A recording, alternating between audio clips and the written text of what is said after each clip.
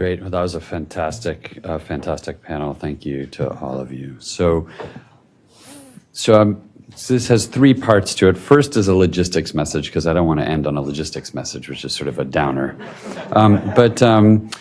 Is at the end of this, some of you I think are in this room this afternoon for the standing committee. Take all your stuff. This room's going to be reorganized. So once you leave this room for lunch break, there should be nothing left in it. Take everything you have with you.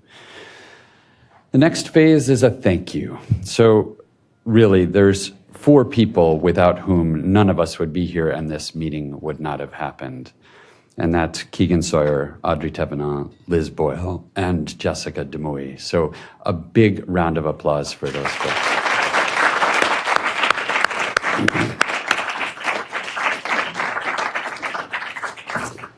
I also want to thank the Standing Committee on Emerging Science for Environmental Health Decisions. That obviously a committee that's been around for that long, 10 to 12 years, and is continuing to sort of be at the cutting edge of what we're doing. That says a lot about that committee. So a thanks to them. Also a thanks to the Workshop Planning Committee. I, of course, was part of that, but thanks to my fellow committee members. That really was, I think, an incredible journey. From where we started, it seemed like a very accelerated process given the time we had, but I think it's really come together, and really a credit to all of you. And then, of course, a thanks to the incredible group of speakers and panelists like the panel we just heard. I heard so many positive comments at the breaks, at the margins of this meeting about the way you all presented, no matter where you were coming from, whether it was global level, reaching down to scientists working at the bench, or bench scientists trying to reach to an audience that's not every day hearing those sort of things. Everybody managed to speak to everybody, and that really says so much about all of you. I also want to thank the web audience for joining us remotely. It's hard to stay with a meeting when you're not in a room. So for those of you that did that, it is wonderful, because you are all part of this, and you are going to be ambassadors to the messages that are coming out of this meeting. And finally, of course, thanks to all of you in this room who came, participated, engaged.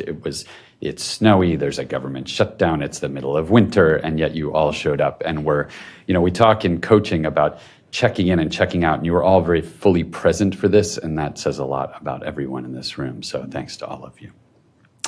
I want to try, and I tried over last night and this morning, to sort of say, what did I hear? And so over about the next 10 minutes, I will try that. First of all, we heard a lot about warning signs and concerning questions. So we heard that we're in the 6th extinction. That sort of woke me up at 2 a.m, that we are tearing apart the web of life, that water scarcity is increasing and it's going to drive human migration and the future, the near-term history of humanity, that urban areas are becoming microbial wastelands. And then we had questions. How can we feed everyone without destroying the biosphere? How do we deal with a planet that is crying out 911? This is your fantastic question that's echoing in my head. Yet one thing we didn't talk about, and I'm taking the prerogative of having the closing to say it, is that not all the news is bad, right? In the pre-modern era, most humans died in their 30s. Today, we live on average into our 70s, and in many countries, well into our 80s, even late 80s. I just moved from Singapore. The life expectancy in Singapore is astonishing. Hans Rosling has a wonderful book that, if you haven't read, called Factfulness, that really says that we often talk about everything that's wrong in the world. But if you actually look at the data, the world is an increasingly better place in most ways. Now, the things we've talked about today, the things we're worried about, those are real. But if we're going to be credible spokespeople, we also need to say that a lot of what we've done over the last 200 years has done a lot of great things. So how do we deliver a balanced message that doesn't say everything is terrible? We can't be scaremongers. We have to say that a lot of what we've done has contributed to incredible progress for humanity. But now we need to take it to the next level and protect ourselves from ourselves, for some of the things that we've done have had a lot of unintended consequences. How do we change the way we think? I mean, I learned so many things. My head is just spinning, as I think many of yours are, and I've heard the same from many people. I love some of the things I heard over the last few days. The microbiome, there are many more of them than there are of us. I love that. That we need to break down outdated paradigms, and I spoke to that, such as communicable diseases and non-communicable diseases. I find that so unhelpful. And we need to hasten the disappearance of dogmas, a very helpful idea. Such things as species barriers are chromosomally gene-driven, or that most microbes are a threat to human health. Those are things that many of us grew up with that are just wrong, and breaking those down. How do we stop thinking about chemicals as just synthetic chemical compounds? If we're going to communicate, we need to get people to understand that chemicals is a much broader concept. How do we think about stress as a pollutant? I'd never thought about that, but certainly that seemed personally relevant, so I certainly took that home last night. And the role of stress on disease expression, and thinking about that, I think is really powerful. It gets us to think outside of the little lanes that we're in. Resource scarcity is a public health problem. I'd never heard that phrase, but I thought it was great. We need to engage affected communities in choosing the issues we study and the way we study them, and I'll circle back to communities at the end. We also heard about the idea of cumulative environmental health risks. Many of you are environmental health people, probably that's not news, but the notion of lifetime adversity, I thought that was very powerful. How do we change the way we think and act at the macro level? Not just articulating grand problems, but also coming up with grand solutions. We are responsible for where we are, but we also have the power to change things. We heard about poor governance, politics, and weak public institutions, and that this is really limiting our ability to change things. And so as we think about what we want to affect, we need to understand some of those big operating contexts in which we exist today. That we need to connect One Health and environmental degradation to health and security outcomes, and we need to think of climate change as a security threat to speak to some of the people who we want to reach. We talked about the cost of achieving the SDGs at $1.5 trillion a year, and then heard in the same breath that the cost of corruption every year is $1.5 to $2 trillion. I think there's a solution to be had there. That leadership and management matter. I know I said that, and I wouldn't have said it at the conclusion if it was just me, but I heard it so many times that I feel justified to stand up here and say that that was something I heard again and again. And how do we make better decisions? So the example this morning of a Delphi poll in this iterative method of eliciting opinion among stakeholders, and that idea of how we get opinions out, and I'll circle back to that at the end around communities, is super important. Of course, we heard a lot about science. How do we change the way that we conduct science? Interdisciplinarity, whether it's multi, inter, trans, whatever. We heard that it is the key to the future. It's why we're here. It's why this workshop matters.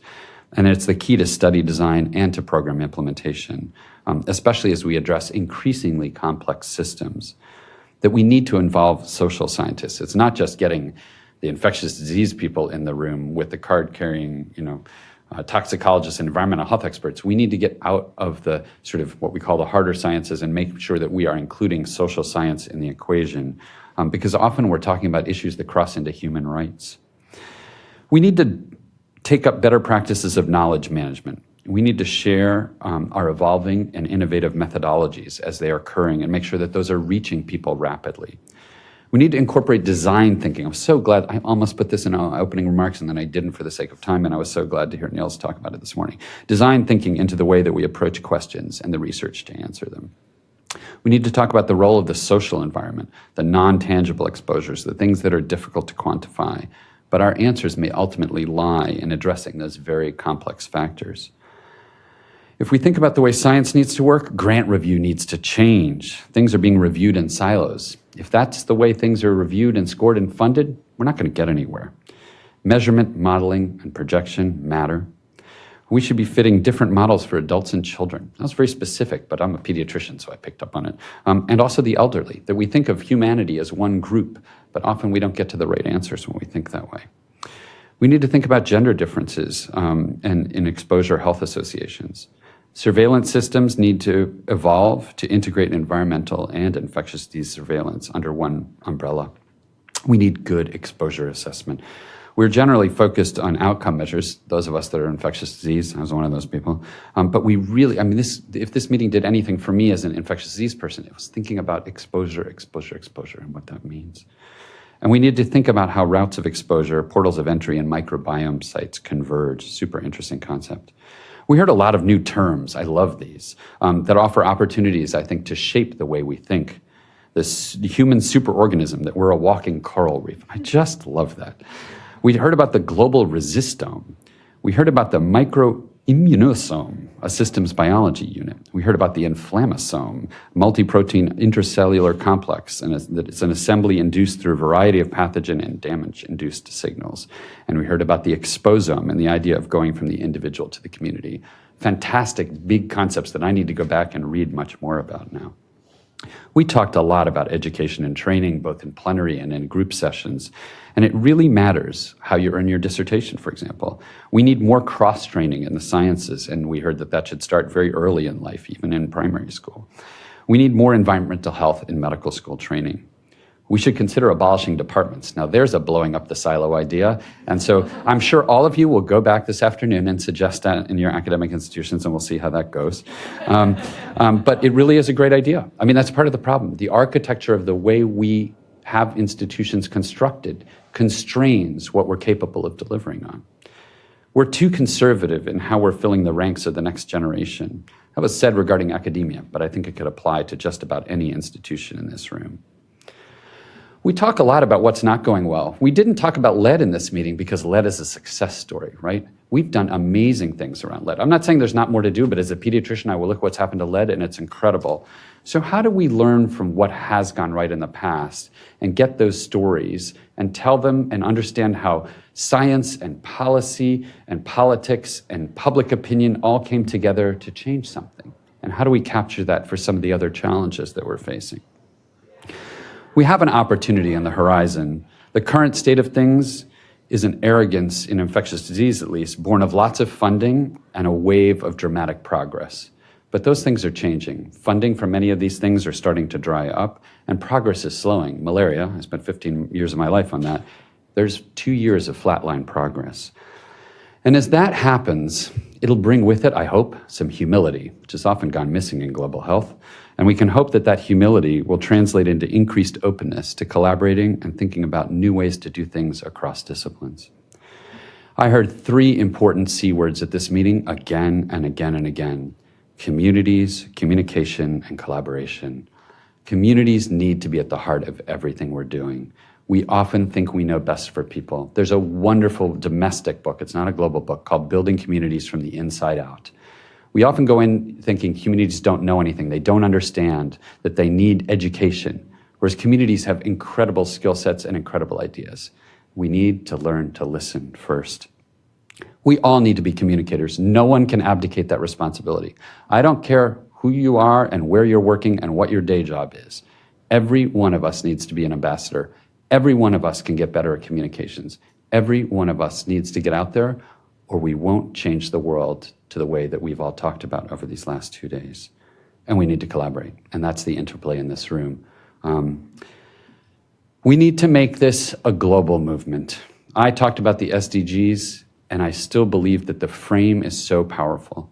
For those of you for whom the SDGs is a bit of news and it's not your daily life, please think about them. Please think about how you fit into the global ecosystem of what we're working on, how you reach out to your colleagues in Europe and Africa and Asia and South America, and how we build a global movement around this, and how it becomes a case study for how we work together and change the world by 2030 and beyond.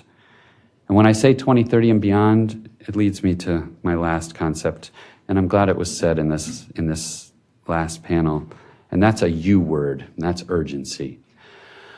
I've occasionally heard people say, well, we'll do this and we'll study it in a couple years. That's not good enough. The problems we're facing are real. We've made progress, but that progress is going to be undone unless we take the problems ahead of us with great urgency. We can't wait 5 years. We can't wait 10. We need to move quickly. So we need to figure out, coming out of this meeting, how we communicate what we learned here, what we talked about, and how that becomes a global movement. 2030 is just around the corner. That's the date at which we're supposed to achieve the Sustainable Development Goals. Let's feel that urgency when we walk out of that room. And finally, I do feel that these 2 days have made me hopeful. The fact that people have taken their time, that they've come together, that they've talked across disciplines, does make me believe that the sorts of things we're talking about changing can be changed and changed in our lifetimes. Thank you very much.